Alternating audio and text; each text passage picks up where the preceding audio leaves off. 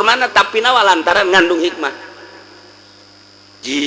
Nang saha ngajadikeun tangkal korma nang Allah pupuk sikina petet keluar artina sirungan kahandap akaran gede bentuk tangkal korma mah kos kitu gede nyana malam mun teu dikawinkeun teu bisa teu buahan nyana song kilang gede tangkal korma teu dikawinkeun moal bisa ai ngawinkeun tangkal korma sih kumaha emang kudu make KUA siapa macem-macem atau mah kudu daftar ka ditu 400.000 tekudu eta mah Kangjeng Nabi ngalayan gandinya ka Patani begitu Kangjeng Nabi ngalayan ka Patani korma cek Kangjeng Nabi ai waktu ku Gusti Allah bakal buahan mah buahan bae teman-teman cicing beta sahabat segala rupa ge ku Allah ai bakal dibuahkeun mah buah bae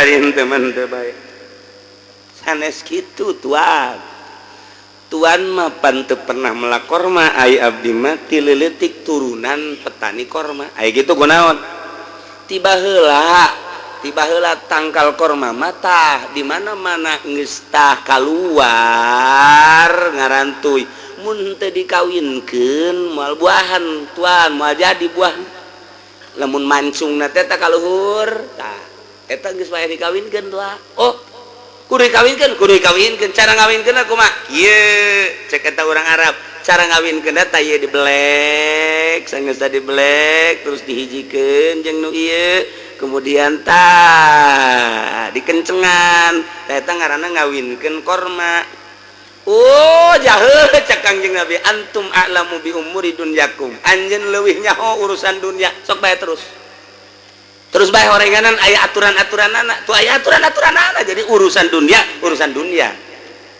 henteu bisa urang melak kacang disebarkeun bae bur lah kumaha Allah bae atuh teu bisa kitu heuh atuh naon kumaha Allah sih kumaha Allah atuh aya aturanana cek urang kendal teh atuh diseurikeun ya melak kacang kos kitu melak parega datang ber bae atuh teu bisa tetep bae make aturan tah eta lah antum a'lamu bi umuri dunyakum anjeun leuwih nyaraho tentang urusan dunia artinya lu biasa ngurusan dunia kumaha cara melakna sok teruskeun cak Kangjeng Nabi sok teruskeun teu urusan patani ngaranna jadi geus urusan dunia diserahkeun ka urang kumaha kabiasaanana serahkeun innallaha falikul habbi wan nawa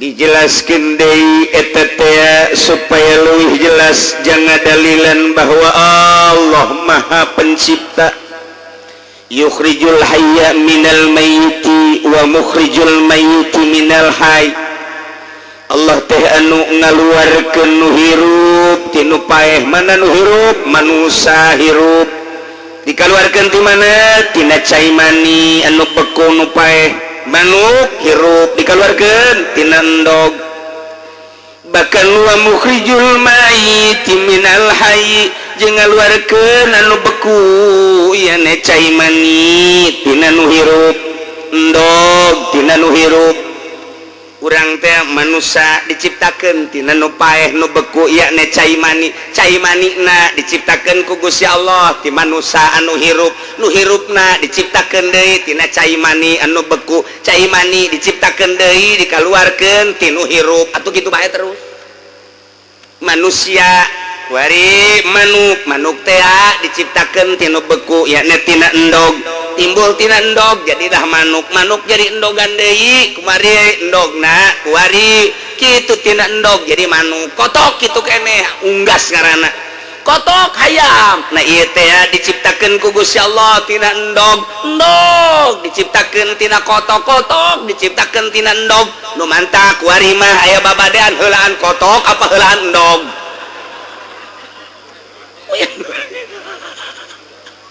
hayu sia sarua bae helan awi teh helan iwung nya helan iwung ai iwung biji lapan ti awi oh nya helan awi atuh awi ti mana iwungan helan iwung atuh ai iwung dapan timbul ti awi moal datang aya iwung mah lamun awi ti awi atuh ayawi terbantin iung datang ke kiamat sih mau beres otak yang dogelan mana nu bisa ngajawab iwalti Abu Nawas Abu Nawas bisa ngajawab aja Nailah manusia tina sperma, sperma ti manusia, manusia ti sperma, sperma ti manusia. Iya, nu ngaluarkeun sperma ti manusia saha Gusti Allah. Nu ngaluarkeun sperma ti manusia Gusti Allah, nu ngajadikeun manusia ti sperma Gusti Allah. Istimewa Gusti Allah mandek ngajadikeun manusia ti tina sperma sakali asup doang. Sat karahim awewe. Nutup langsung. Diproduksi melalui sel-sel na didinya teh terus sperma teh 40 poe jadi getih kimpal 40 poe deui jadi daging kimpal 40 poe deui ku Gusti Allah mulai dibentukeun 3 kali 40 berarti 120 poe 3 bulan ngaranna ta eta teh geus mulai 4 bulan ngaranna mulai dibentukeun ku Gusti Allah dikirim malaikat Jibril yang nuliskan masalah hiji masalah umurna 2 masalah rizkina nomor katilu masalah pagaweanana nomor kaopat masalah salamet jeung cilaka na jaga di akhirat aya yakni sorga jeung neraka urang borosot ka alam dunya geus mawa dokumen 4 umurna rizkina pagaweanana sorga jeung nerakana geus aya dokumen tah kakawasaan Allah diproduksi ku Gusti Allah loba jelema subur jasa awewena subur salakina subur terus bae dijimakeun cai mani keluar sapeting sagelas tapi tidak akan jadi manusia majir ngaranna majir sapi majir bagus lintuh aya awewe mah majir pencit habak tadaran kangjeng Nabi genita ka urang kawin teh kanu loba anakna alwadud wadud nu sangat cintaeun ka urang resepen jasa ka urang di mana-mana manehanna resepen ka urang bakal timbul rasa dedeh rasanya di mana ge urang diperhatikeun bae urang bangunana teh dihormat bae lantaran nyanana pinuh ka dedeh jeung ka resep ka urang urang dahaga kunyana dibawakeun cai urang kitu lapar dibawakeun sang urang hayang ngopi dibawakeun kopi urang bangunna kapanasan dihihi dan kunyana kebal-kebal mah diketrokeun ka urangna sial dasar tuh eta dede alwadud loba anakna baheula malamun ditanya kiai teh yai gaduh putra sabaraha 17 mantep tak ada yang kacelina deg teleh kotok rintik mah paling setik kiai sabaraha boga anak 12 baragus kiai boga anak na loba kuari mah yai gaduh putra sabaraha nurutkan negara be 2 KB kiai Golkar teu beres sama kiai kos gitu pejabat geus 2 kabeh geus 2 diatur boga anak geus kaluar tina aturan Allah Subhanahu wa taala. Kunaon eta sin teh dahar ka dituna. Waduh emang anu mere dahar saha? Cilaka ya geus. Akidah geus mengkol. Tah rempan cenah ka dituna besi teu kadidik atuh tinggal dibikeun ka pondok pasantren dididikeun. Mentak loba anu ngeluh kiai cenah anak kula bandal jasa cenah teu nurut jasa ka kula. Baheulana dipondokeun dan henteu dinaon kitu sakola atuh memang parantina sakola mah kos kitu namun masantren hajur ada Badung eta dipertanyakeun ai sakola memang jurusan Badung bego ngeluh cenah anak mabok bae mondok henteu atuh kajeun teh mah parantina mabok ka ditu aduh anak kula cenah anting nu bola de jasa lalaki tah we lalaki pugu kiai make ieu ka dieu naon karang-karana anting segala kongkorong segala waduh lalaki tah we lalaki keur ieu mondok henteu biasa kos kitu geus antepkeun bohongan teu masantren deuleu tuh pondok pasantren mah santri da geus sararieup isuk-isuk santri mah beda jeung batur. Kumaha bedana? Batur mah wur ka pabrik nya nama rongkol keneh. Santri khawarikul adat. Emang piwaliun atuh santri mah. Geus teh nyaho karamean dunia nya nama teh nyaho. Nu ka kantor, nu ka pabrik, nu ka ladang, jana wak masih keneh kerek. Udang jam 8 berak serpi amat serpi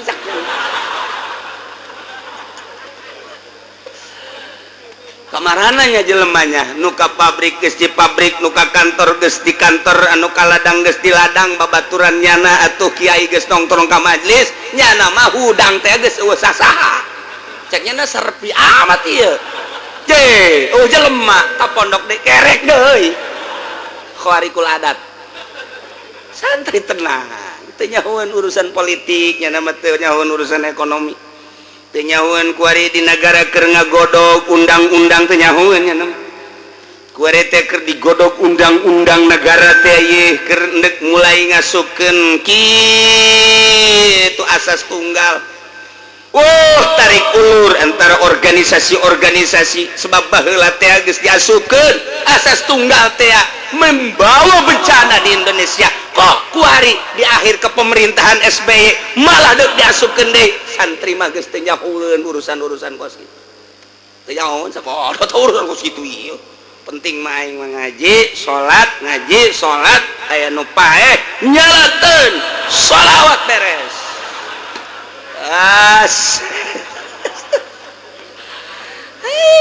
Santri mah kahirupan geus beda nyora mah tuh. Isuk-isuk di jandela kieu beta. Di jandela mandi encan naon encan. Santri. Neleukeun anu liwat cek nyana neuk kamarana jelema eta ku sararibuk teuing blon cek nyana teu percaya ka Allah. Waduh. Santri geus hebat jasa pokona geus. Nyahoeun urang lemburna ge bawa si Asep teh masantren padahal di pondokna mah tilok ngaji. Datang geus ka ditu 1 tahun 2 tahun mulai geus diustadkeun tad ira balik. Sia lain diustadkeun. Tungtung namun deuk main bola isin bae aing. Padahal ngaji tilok geus diustad-ustadkeun. 3 tahun tad ira balik. Haju diperbasalahkeun deui. Diomongkeun di lemburna si eta mah masa depanna cakyana surem kunaon teu bae sakola teu digawean teu kumaha masa depan si Asep ke daek-daek masantren surem masa depan awewe ge ditanya embung lamun aya SMS ti si Asep embung cak awewe surem masa depan teu daekeun blon jasa teu. Padahal mah santri mah masa depanna ngaleuwihan SBY, ngaleuwihan Habibie, ngaleuwihan Pak Harto. Kumaha emang SBY mah ngan saukur nyaritakeun masa depan teh masa depan digawe jang pitayeun deui bae Habibie produksi anu jang pitayeun. Santri mah masa depanna bagaimana kalau kita di dalam kubur nanti. Ulah dikira santri masa depan melejit dalam meninggalkan dunia. Weh, nanti di mahsyar bagaimana kita nanti? Eta masa depan anu hakiki. Ya, urusan di dunia mah teu dipimpin ku nagara bakal dalahar bae. Jadahar maneangan sorangan lain kita kulura. Tapi engke di akhirat. Tuh si Asep geus mulai kuari masa depanna geus ka akhirat bae merenungnya ngaji tilok non tilok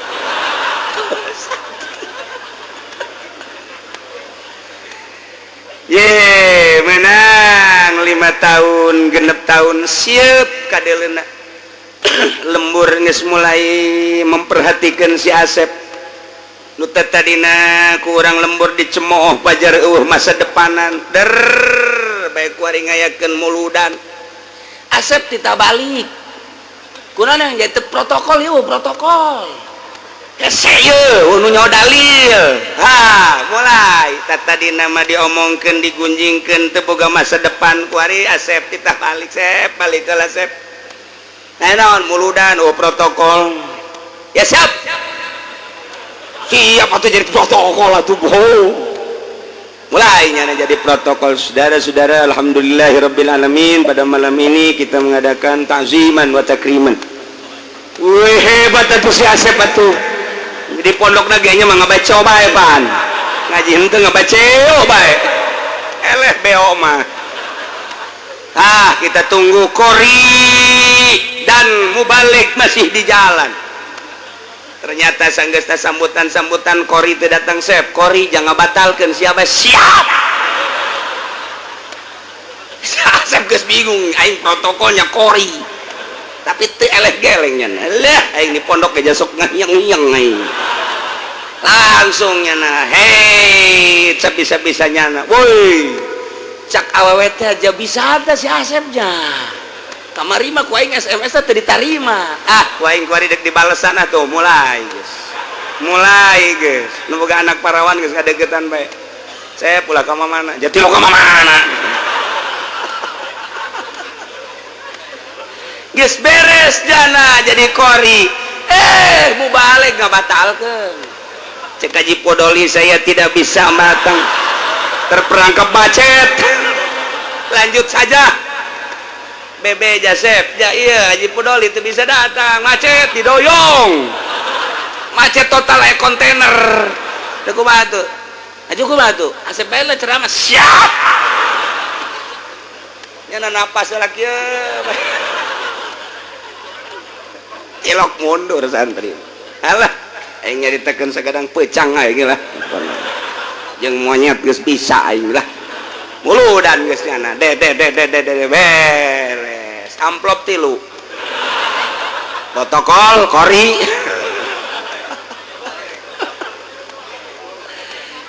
Eta hartina santri mah begitu berangkat ke pondok bangun luca lece. 1 tahun 2 tahun masih dipergunjingkeun. Begitu geus 5 tahun kadenge rada bisaan maca Qur'anna eueuh imam ditarik jadi imam taraweh.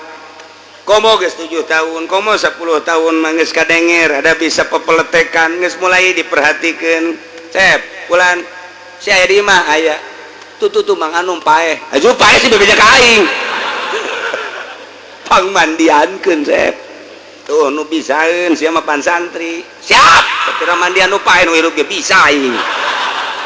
Paeh bajannya geus paeh bajan teu ngalawan. Ayo geus. Pokona main guyur-guyur bae geus. Bapak. Kilok mundur santri mah. Masa depan santri mah tuh kumaha engke di jero kubur.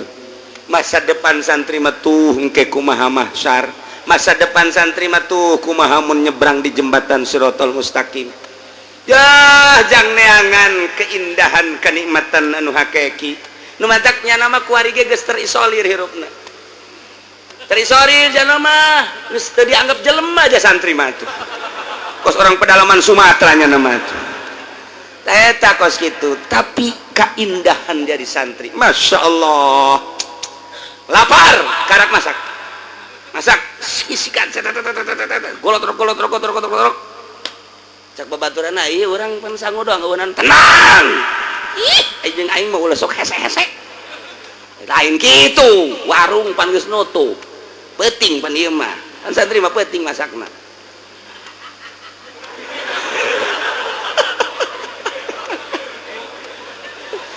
cak babaturanana ieu urang lauk asin teu boga bawang teu boga mah nya sangu doang siamah tenang cak aing tenang ke aing ka dieu sagedeun gorenganan kotok babaturan siap urusan ku sia tah kotok saya tah ulah ngomong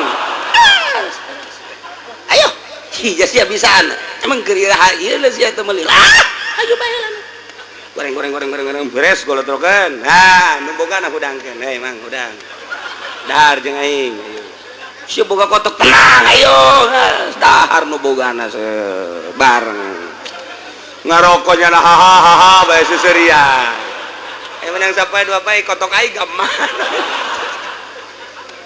legit sia barunya ieu teh nu di dahar ku sia teh ya tuh goblok sia nu goblok oh masalah santri guys salaman geus beres ngan dina hatena sia boga kotok cokot deui ku aing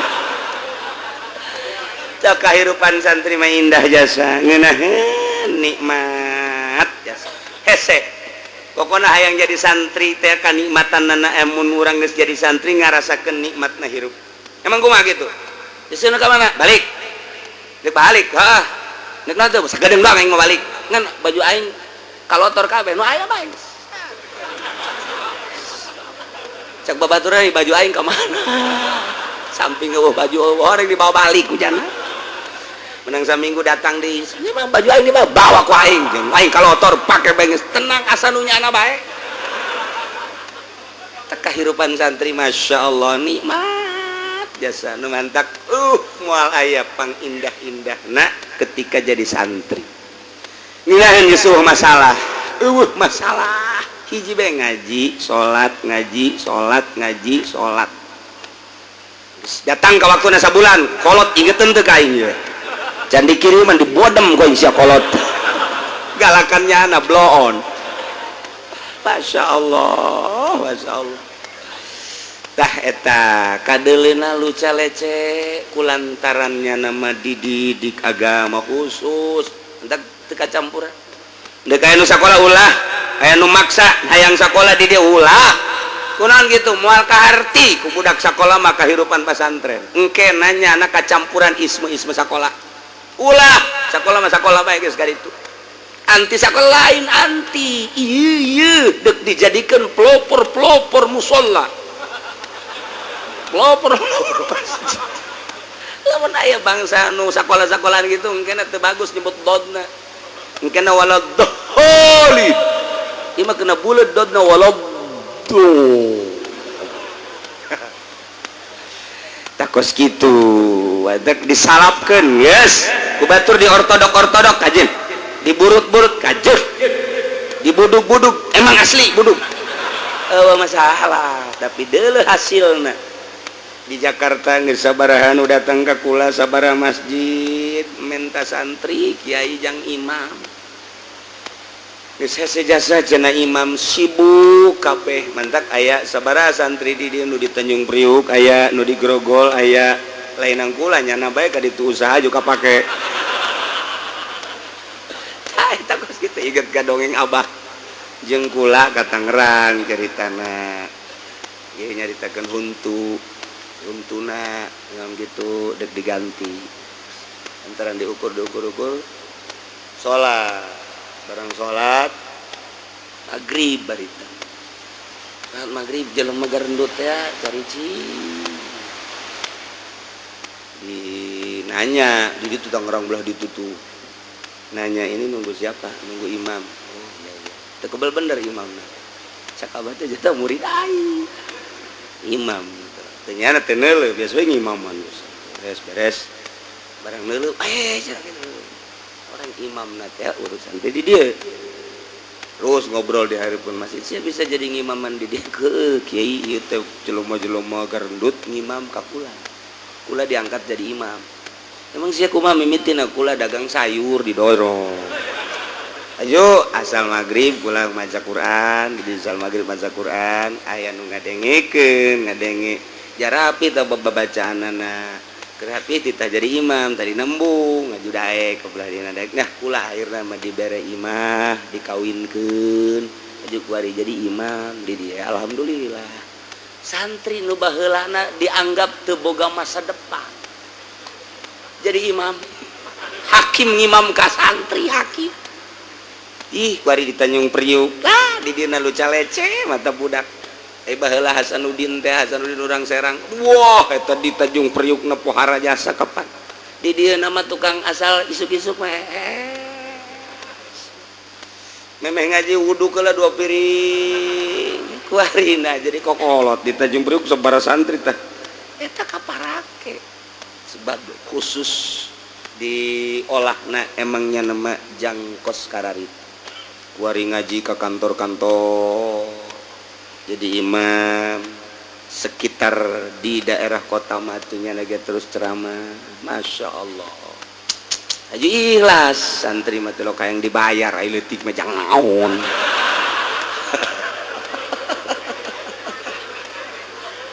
Masya Allah. Inilah jadi unik lamun nyaritakeun kehidupan santri mah unik aneh mentak daek mas santren teh geus untung indungna untung bapakna sebab eukeur memperjuangkeun agama sabilillah teu kacampuran kunaon pokona mah lamun bapakna maot cukup eta nyahna teh ganjaran mas santrenkeun anak bae ge jang mawanyana ka surga geus cukup.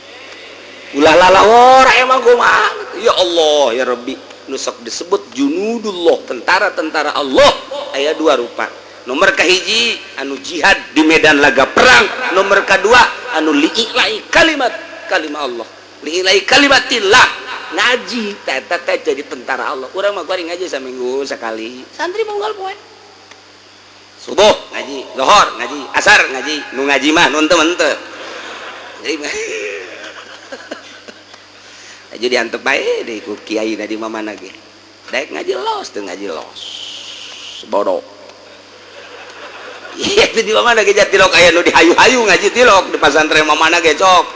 Di Pandeglang, Serang, Tangerang, Bogor, datang ke Sukabumi. Tilok aya kiai mitahan ngaji-ngaji budak sia ngaji tilok.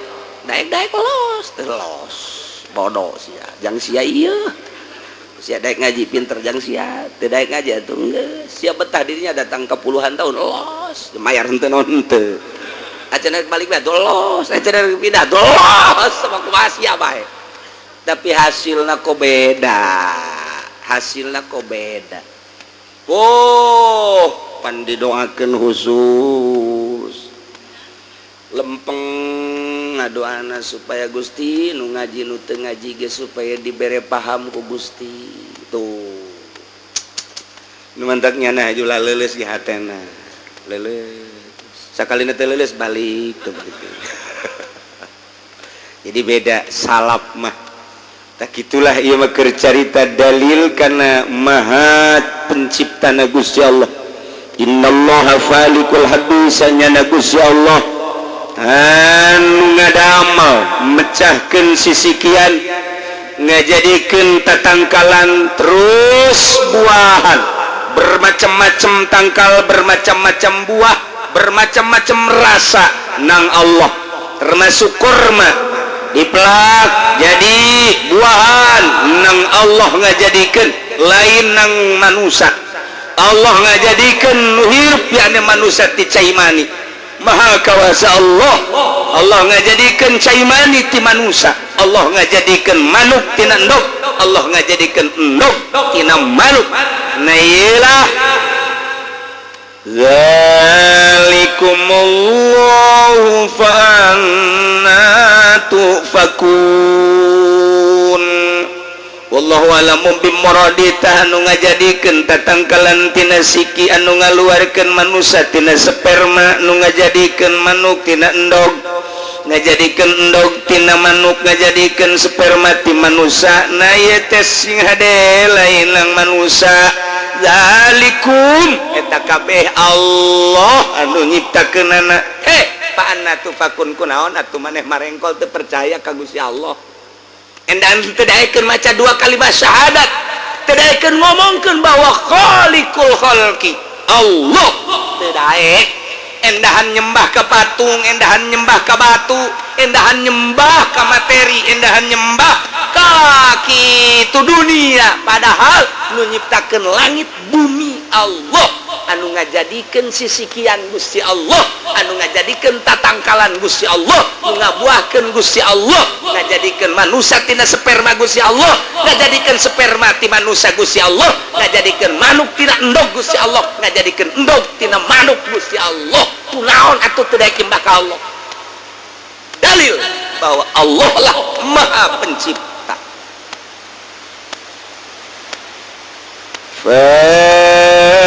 falikul isbah naik bari dalil kana maha penciptana Gusti Allah tadi tina tatangkalan jeung manusia kuari naik kana masalah falak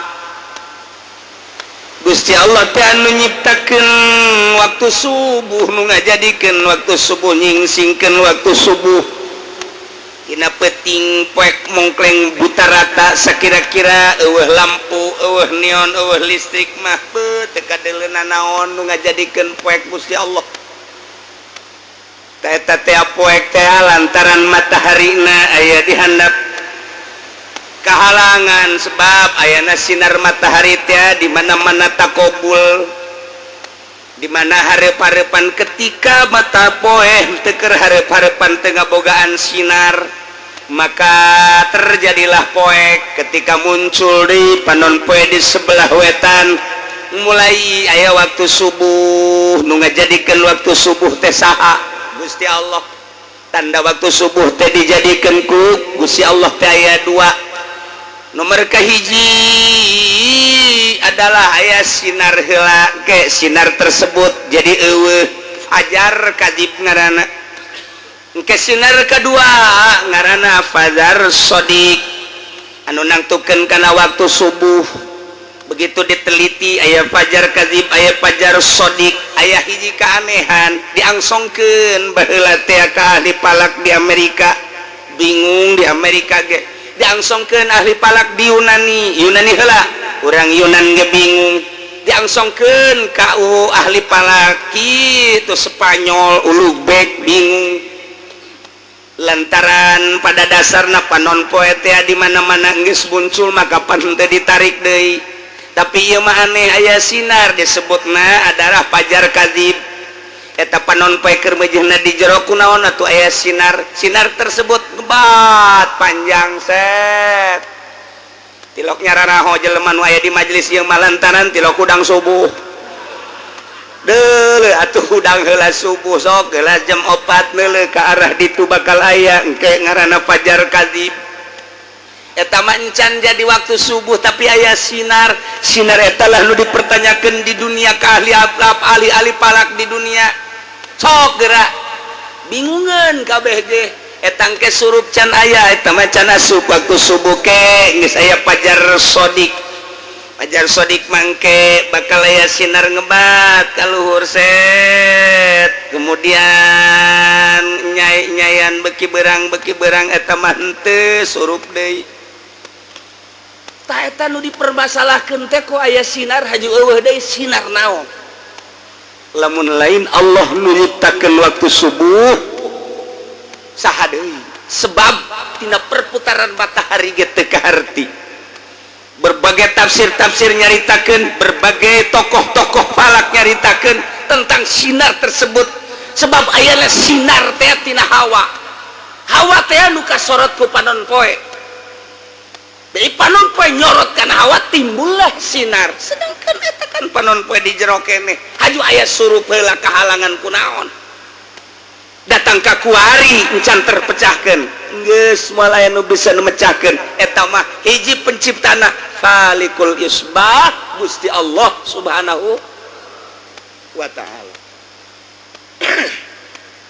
tah kuari subuh jadi berang bat nu ngajadikeun berang teh sah tanyakeun coba ka orang Amerika tanyakeun ka orang Eropa tanyakeun ka orang Amerika Australia saha nu nyieun waktu subuh terus beki berang walah ya Gusti Allah diciptakeun ku Gusti Allah teh waktu subuh teh eta teh waktu anu luar biasa energina tinggi lantaran tina udang subuh malain deui ketika orang subuh teh ningali panon poe sinar anu luar biasa energina hese nyaritakeun kamangpaatan sinar dina waktu subuh namun orang kasorot ku panon poe langsung dina waktu isuk-isuk eta penyakit bakal raragagan sebab dina sinar ngandung berbagai kamangpaatan anu hese dicaritakeunana mentak ngahajakeun coba ge urang moe awak isuk-isuk tapi isuk-isuk di poe awak urang teh seger hiji nomor kaduana membangkitkan semangat nu endek digawe kasorot ku panon poe gagah digawena nu endek ka kantor kasorot ku panon poe gagah ka kantorna nu endek ka pabrik kasorot ku panon poe gagah ka pabrikna nu endek gaji isuk-isuk poe minggu kasorot ku panon poe ngaudu keula gagah wae gagah sidar isuk-isuk teh lain lalawara mulai jam 7 jam 8 masih gagah keneh jam 9 jam 10 geus dula-deuleu bae lapar